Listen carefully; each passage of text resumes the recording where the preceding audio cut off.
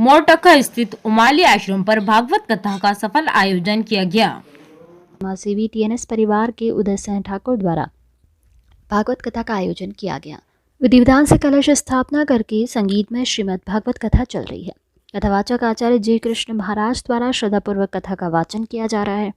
नगर के नागरिकों की सुख समृद्धि और धार्मिक वातावरण निर्माण करने के लिए यहाँ के समाजसेवी टीएनएस परिवार के उदय सिंह ठाकुर द्वारा भागवत कथा का आयोजन किया गया, जिसमें इंदौर से वरिष्ठ अधिवक्ता और समाजसेवी राकेश सिंह ठाकुर भी प्रमुख रूप से शामिल हुए। बड़ी संख्या में श्रद्धालुओं ने भागवत कथा को सुनने के लिए उमा धाम पहुंचे।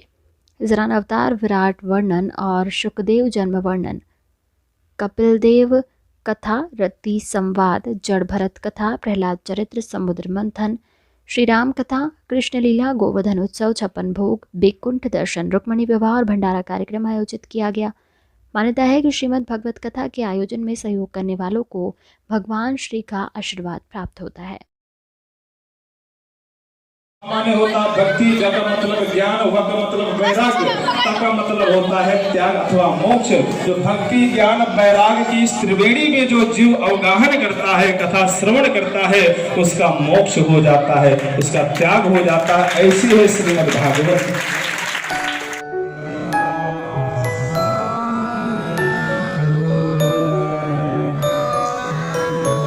आपके खंडोबा के पास इलाहाबाद हरिद्वार सबसे बड़ी बड़ी कथा है, मगर कथाएं तो हम करते हैं, मगर मैं अपनी एक आनंद की अनुभूति बताता हूँ। आज से 10 साल हो गए मुझे इस स्थान से जुड़े हुए, भैया के लोगों से जुड़े 10 साल हो गए, दादाजी से जुड़े हुए।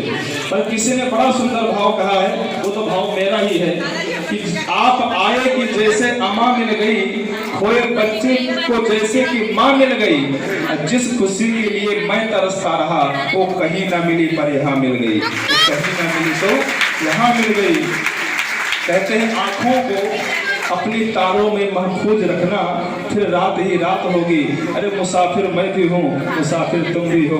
अगर जिंदगी रहे तो फिर किसी मोड़ पर मुलाकात होगी। अगर जिंदगी रहेगी तो अगले साल फिर इसी पावन तिथि पर फिर से मैया की, कन्हैया की कृपा होगी, तो फिर से मुलाकात करेंगे। हर्ष महसूस हो रहा है। जी जी जी। क्या कार्यक्रम था आज यहाँ? आज भागवत कथा संपन्न हुई है। जी जी। और अब भंडारा चल रहा है।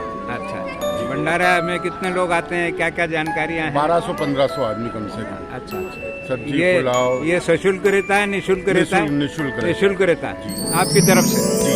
अच्छा। हाँ भाभी जी, आप बताइए, आप कैसा महसूस कर रहे हैं? जी जी। बस ये भगवान की दया से हर साल ऐसे ही चलता रहे। ईश्वर की कृपा रही, सब बराबर चलता रहेगा।